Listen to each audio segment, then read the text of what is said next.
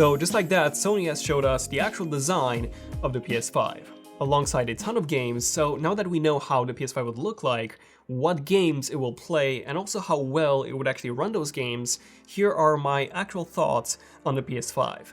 Covering not just, everything you need to know in terms of the design, but also everything you need to know in terms of the controller, the specs, the games that it will play, and also the accessories. So get our snacks ready, sit back, relax, and enjoy.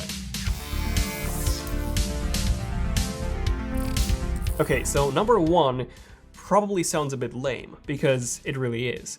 It is the least important part of a console, but for me it's still quite exciting to talk about, and that is the design. So Sony has had two major PS5 events. The first one being in March, where Mark Cerny, the PS5 lead system architect, talked about the specs and how the entire system was built, while the second big event was just last week, where Sony talked about the actual design, and they revealed the design and the games for the PS5. And the thing is, we've actually made quite a number of concepts of how we imagine the PS5 would look like.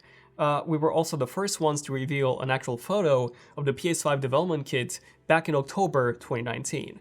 And to be honest, I know there are a lot of memes floating around already, but I actually really do like this design.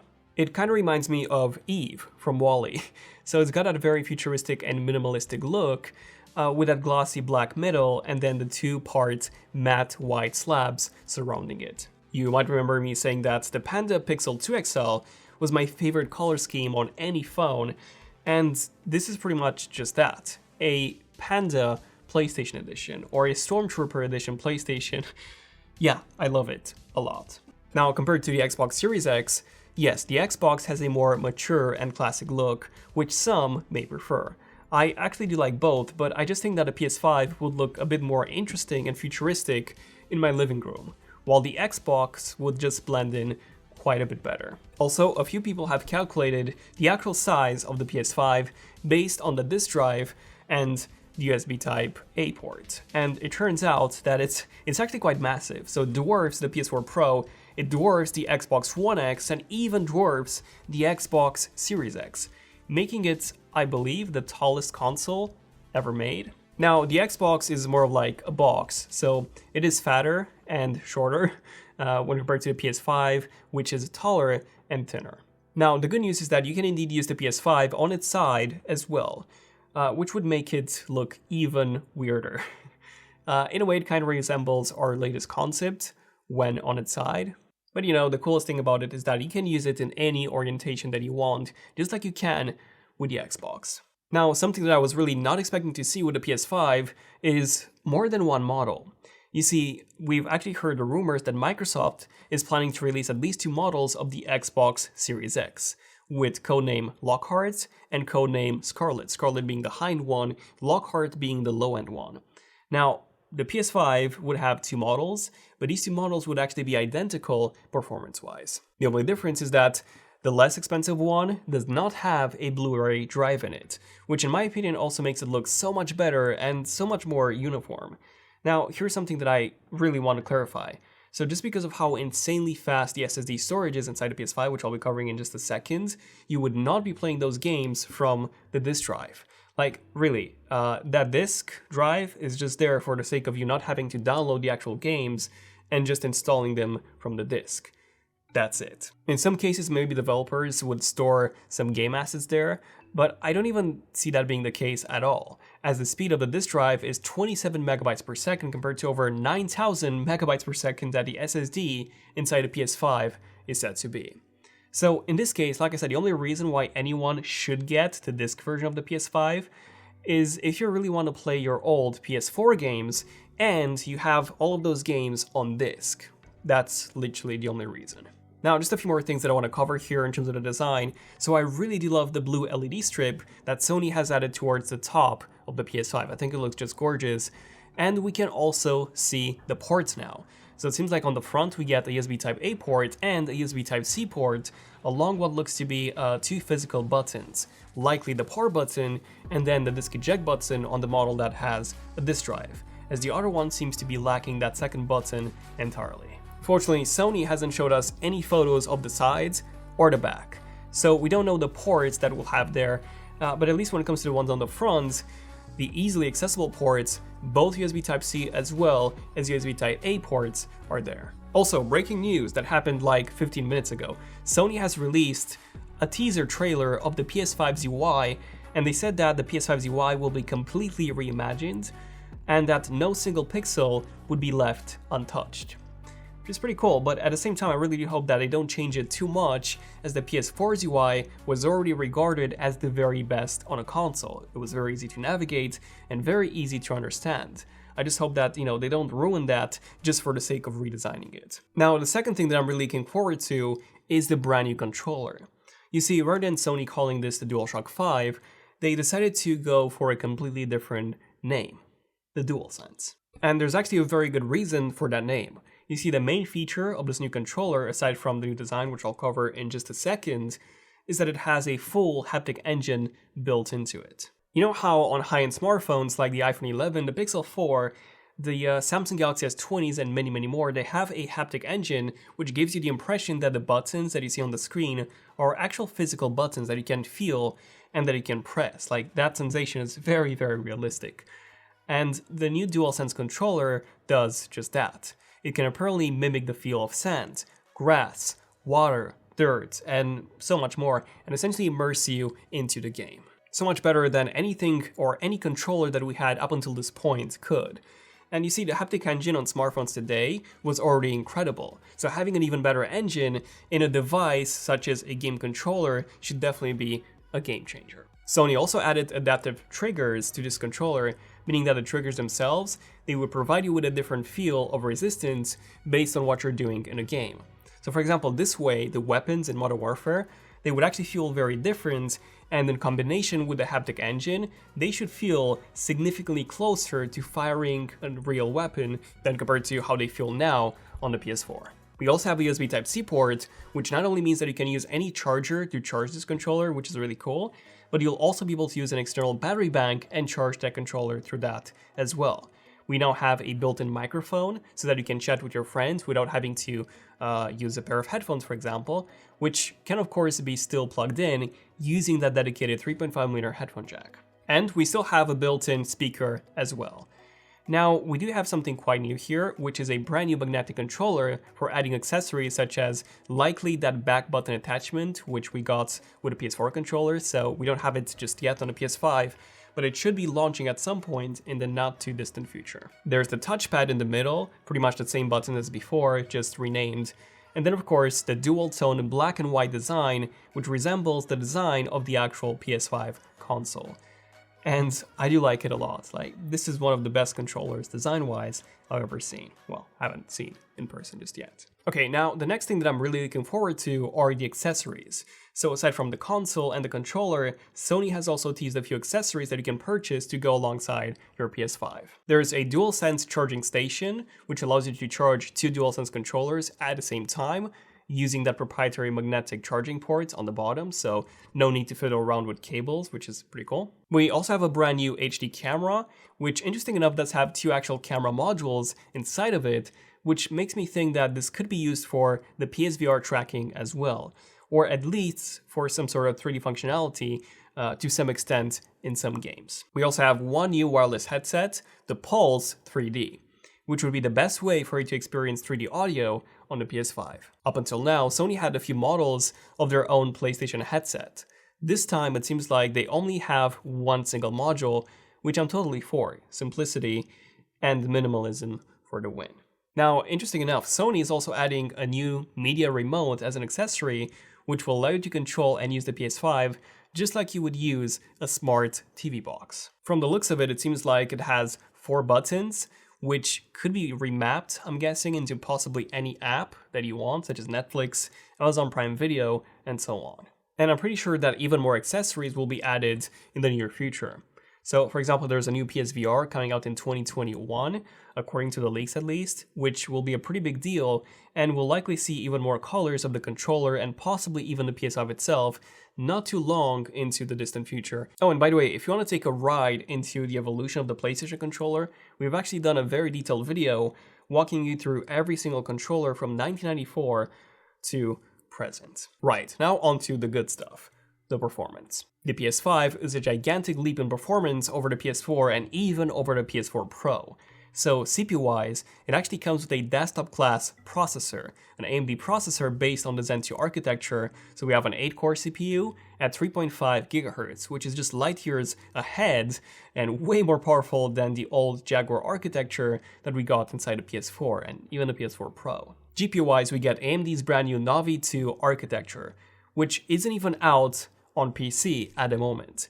Now, this GPU offers 10.28 teraflops of GPU compute power, making it 5.58 times more powerful than the GPU inside the PS4, and 2.44 times more powerful than the GPU inside the PS4 Pro.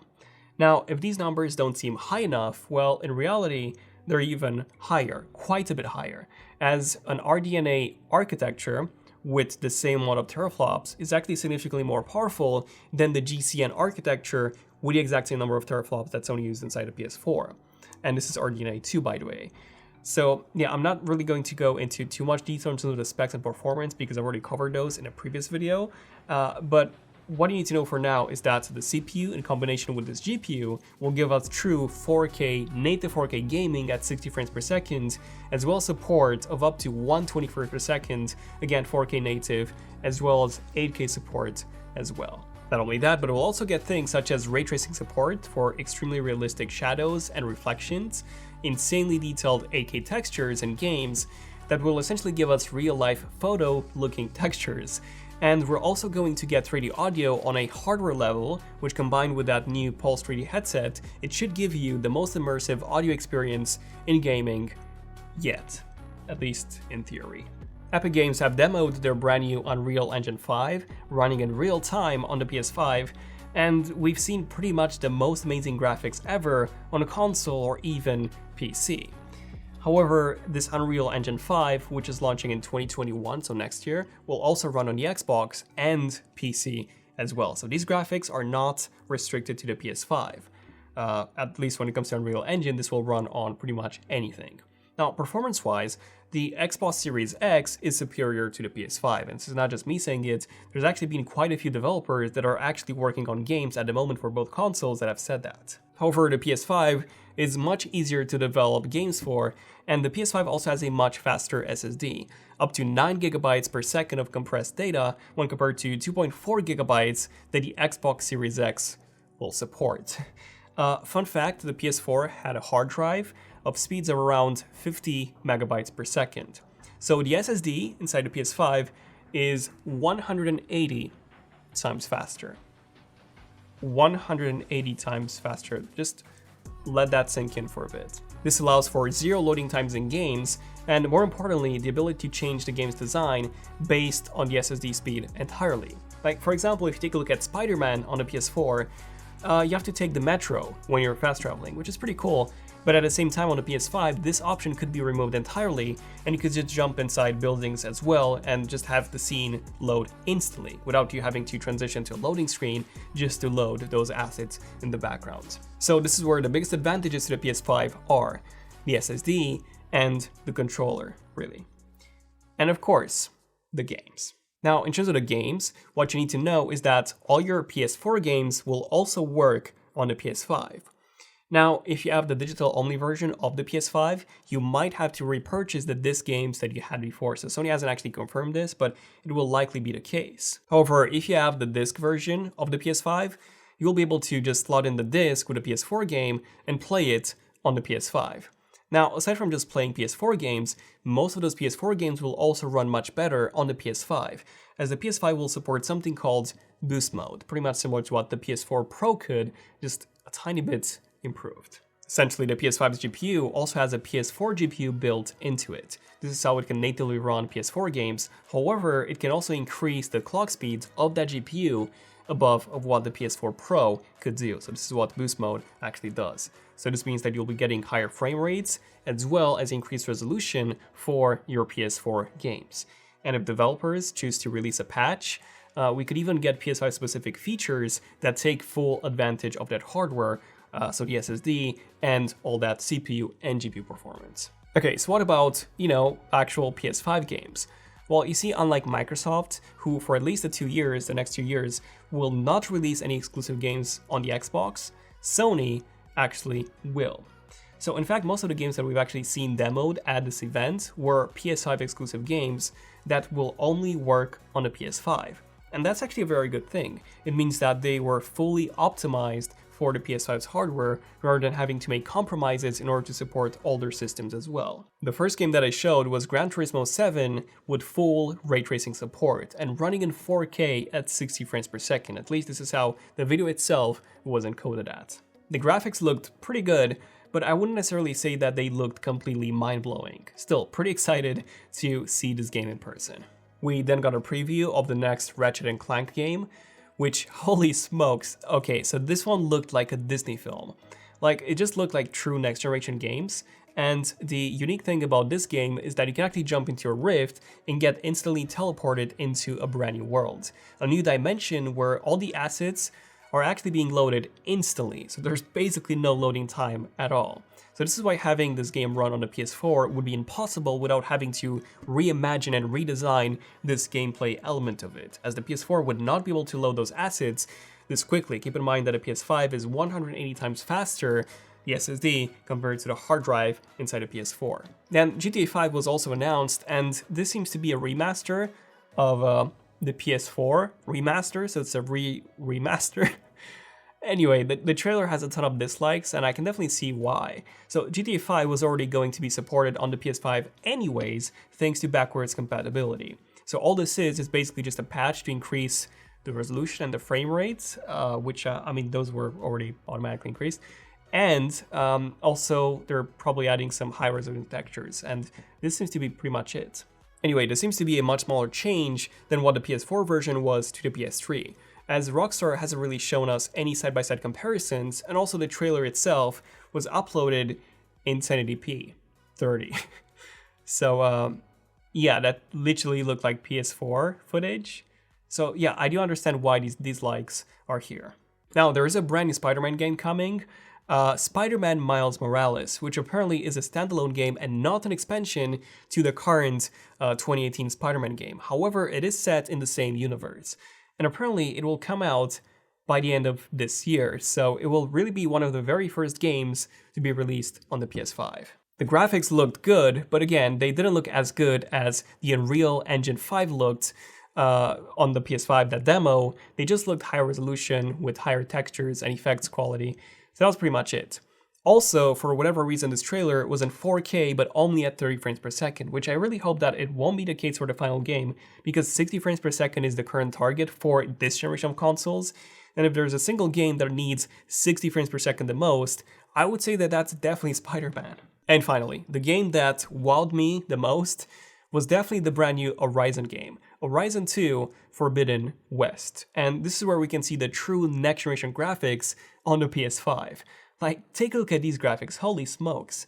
It's a pretty big leap over the already incredibly looking Horizon Zero Dawn, but unfortunately we do not have a release date for this as of now. Now, of course, that these are just the very first generation of games for this generation of consoles. So future games will utilize the hardware even better, and they will deliver some even more outstanding graphics, such as GTA 6, Spider-Man 2, the next God of War, and so on. But again, we don't have any release dates for these. These are supposed to come out in 2021 at the earliest, like December 2021, maybe even 2022 or 2023. So yeah, let me know in the comments what you guys think about everything that I covered in this video. What are your thoughts on the PS5 so far? Are you getting one? If so, which model? Definitely subscribe if you want to see more videos, more in-depth tech videos like this one hopefully was. Tap the bell icon so that you get notified. Become a member if you want to support the channel and everything that we do here. And yeah, this has been pretty much it. So thank you for watching. I'm Daniel. This has been Zone of Tech, and I'll see you guys in the next one. Zone of Tech, signing out. Cheers.